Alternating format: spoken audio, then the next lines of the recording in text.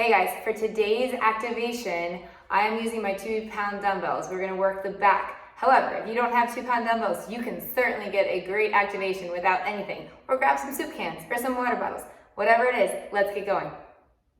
The body position for today, I need to talk to you about it before we get started. So you're gonna be bent over. My knees are very slightly bent, okay? And I'm hinged at the waist.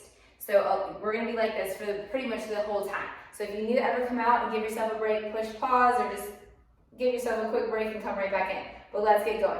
So we are hinged, slight little knee bend here. My weight is on my heels. I'm gonna start just by opening and closing. So it's like a reverse fly. So I'm squeezing and then dropping it down, okay? So when I say I'm squeezing, that means that my shoulder blades are being pinched together as tightly as I can do it.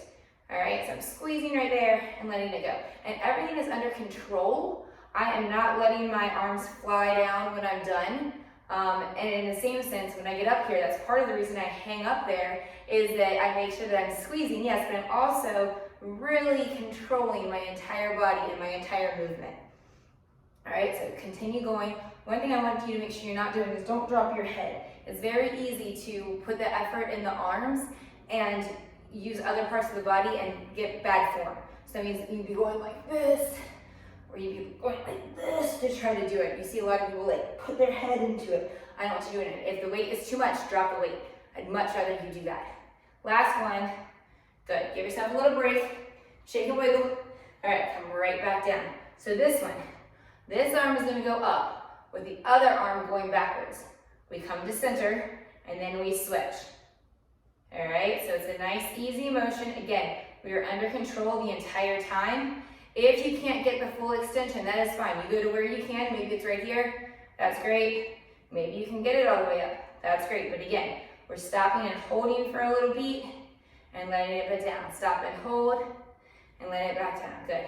Now, I know we're focusing on our backs right now, but my lower back, because of the hinge, is getting a good workout right now, as well as my hamstrings. They're starting to get a little fatigued, which is a good thing. So I'll give you a little break in between each activity.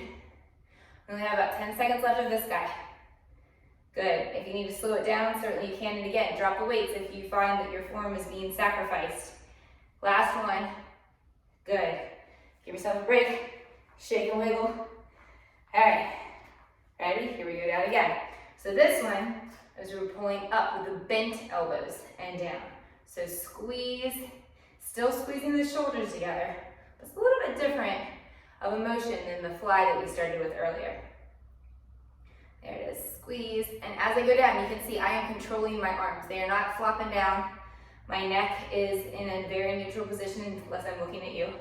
But again, it's very easy for people to kind of pull up with their neck like that. I don't want you doing that. If you find yourself doing it, drop the weights, pause the video, give yourself a little bit of a break. I never want to sacrifice the form for the function, meaning I'd rather you have less weight or take a break and get the movement correct than to do the movement and have everything else incorrectly performed, okay? Couple more here, squeeze, drop it down, squeeze, good. Last one, squeeze, give yourself a break, good job. Okay, this one's gonna be a little bit trickier, if we haven't been tricky enough. So you're gonna come down, all right? One arm's gonna extend all the way down, all the way up, and then you get a break for that arm. Come up, down, up, give a little break. If you have shoulder issues and you can't do this due to rotator cuff issues or any other shoulder area that you might have issues, you can certainly just stay here and do any of the other activities that we've already done, or do it to your range of motion. Maybe you can't take it all the way back to your hip, but you can go a shorter version, or maybe you have to raise it to the side and take it back like that instead of going straight up in front of you. All right, you find the movement that works best for you. Couple more here, out and down, extend, rotate. Let's do one more each side. And then we've just got one left. Out, in, and down, in. Good job. Give your body a break. Now we're gonna work these triceps right through here. The back of your arm, all right. Ready? So we're here, bent over yet again. And we're gonna extend and bring it down. Extend and bring it in. So when I extend, I'm really squeezing those triceps. I'm really pushing. There it is. I'm really squeezing them. If you're not feeling it, just really focus. I can do this move without any weight at all, and I can still work my triceps. So you're really focusing on contracting the back of your arm right here as you extend backwards.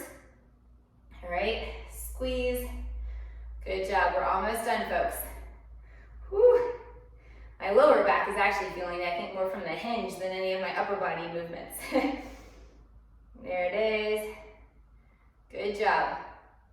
Couple more, give me 3 more right here. 3, good. 2, 1 more, we got this. And 1, that's it. Thank you so much for working out with me. Hope you feel a little bit more activated. Hope you come back tomorrow, and I hope you make some great things go on in your life today. Bye guys, see you tomorrow.